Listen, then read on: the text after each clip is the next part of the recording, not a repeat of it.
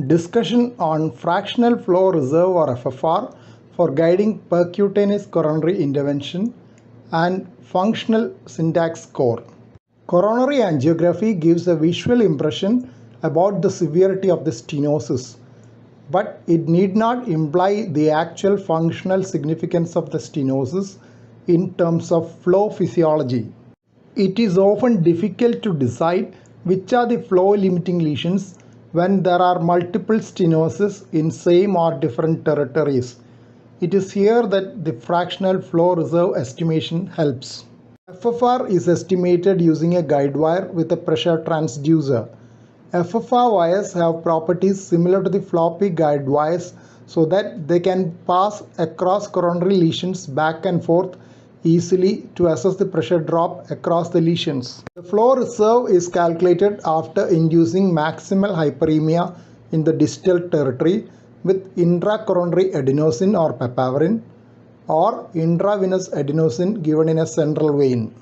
FFR is obtained by dividing the pressure distal to the stenosis by the central aortic pressure, which is usually equal to the pressure proximal to the stenosis if there is no additional stenosis in between.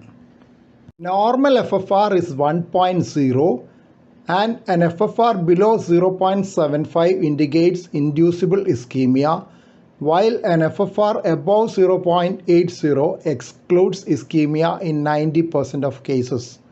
So, it is evident that the gray zone in FFR evaluation is very limited. FFR measurement is successful in almost 99% of cases and the values are reproducible.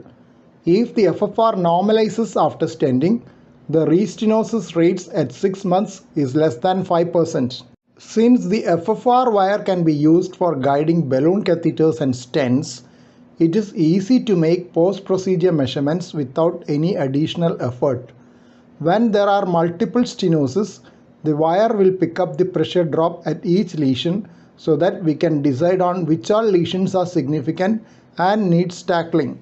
FAME study showed that at 1 year follow-up, rate of major adverse coronary events was reduced by approximately 30% by routinely measuring FFR. Routine FFR measurement probably led to more judicious use of stents and improved outcomes. FAME study had randomly assigned 1005 patients with multivessel coronary artery disease to either percutaneous coronary intervention with drug-eluting stent implantation guided by FFR or by angiography alone. Cutoff of FFR was 0.8 in the study. Lesions with FFR more than 0.8 were left on medical treatment in the FFR guided PCI arm. Naturally, the FFR guided PCI group received lesser number of stents. They had lower rates of mortality or myocardial infarction. PCI or coronary artery bypass surgery rates were also lower, though not statistically significant. The lesions deferred on basis of FFR had only 0.2% myocardial infarction rate and 3.2% revascularization rate at 2-year follow-up. A downside of the study was that it had included lesions of 50 to 79% stenosis also. But the authors justify their decision mentioning that 35% of these lesions were hemodynamically significant and leaving them untreated based on angiographic appearance alone would not have been ideal.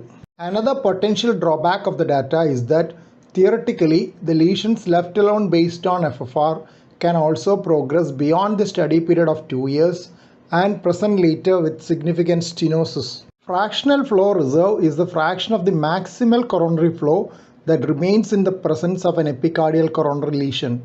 Hence, it is useful in assessing the severity of lesions, especially in case of lesions thought to be borderline on angiography. The flow has contributions from the factors due to the epicardial coronary artery, myocardium and the collateral flow.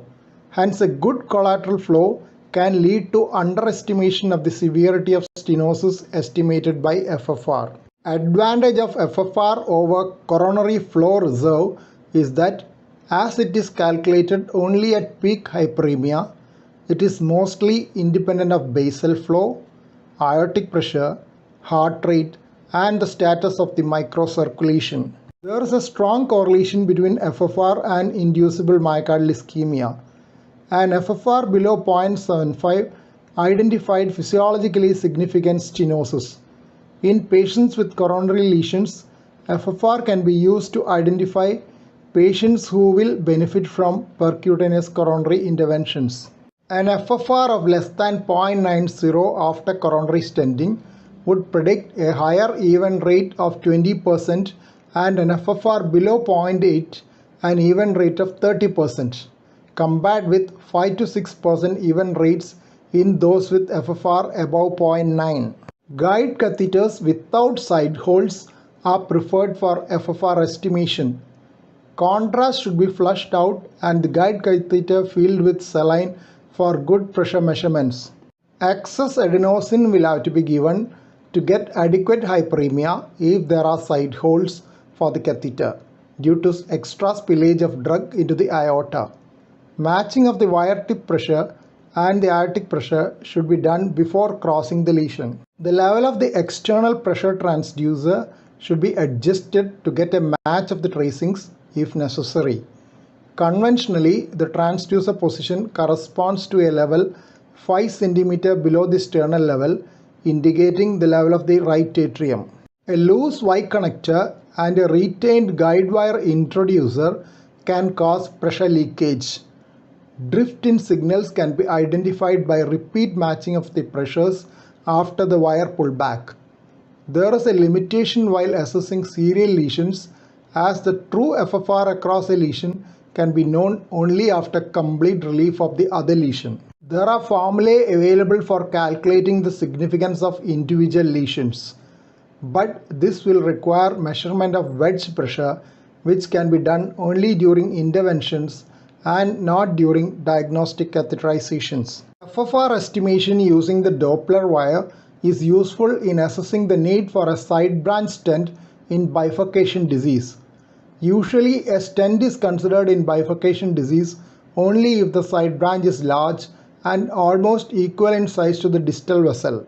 Using a side branch stent increases the risk of stent thrombosis in the main vessel and is especially to be avoided in a thrombotic situation, as in acute myocardial infarction. If an FFR is available, it can measure the pressure difference across the lesion, and if the distal pressure is more than 0.7 times the proximal pressure, a side branch stent is considered unnecessary.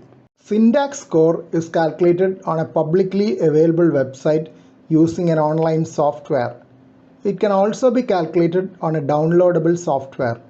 It is used for coronary arteries with diameter more than 1.5 mm and having narrowing more than 50%. It also considers the potential difficulty in performing a PCI.